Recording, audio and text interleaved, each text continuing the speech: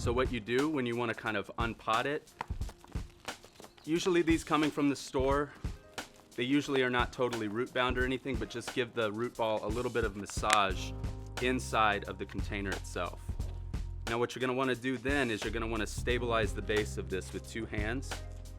Pull it out very gently. We're going to go right in, but we're going to kind of dig out the base just a little bit. Height-wise, we want to definitely be about 1 inch to 1.5 inches below the top of the container. I like to go about 1.5 inches to make sure there's plenty of room to water. So that'll be first things first. Keep it in place with your hand for now, but kind of make sure that you've got it where you want it. Then we're going to take the soil a little bit and pack it around the base of this.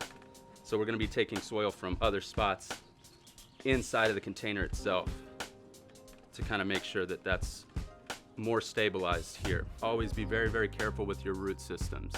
These root balls are very delicate, so once you get it in the spot that you want it, make sure that the root ball is stable, and then make sure the height is evened out as well. If you can, try to get them so that they're not touching the other foliage of the other plants too much. So right now we're going to kind of cheat these a little bit to the side. We want to try to make sure that we're not just running these plants into each other. Plants tend to get very, very competitive in their root systems.